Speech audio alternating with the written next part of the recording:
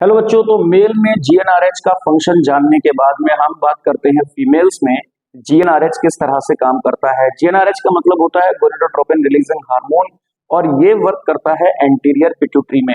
अब anterior pituitary से ये रिलीज करवाता है एफएसएच और एलएच को। फीमेल्स के केस में एफएसएच और एलएच फॉलिकल्स के डेवलपमेंट के लिए और ओवम के फॉर्मेशन के लिए रिस्पॉन्सिबल होते हैं।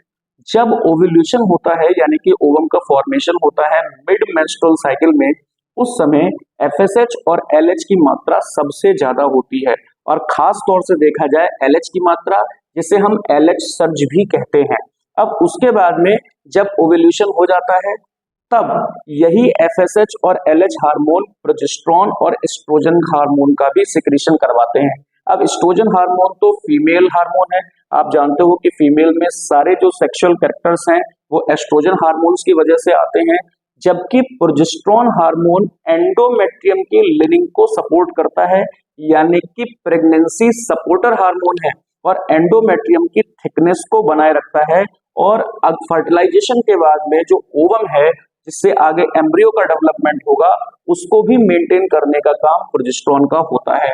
तो उम्मीद है बात समझ में आई होगी आपके।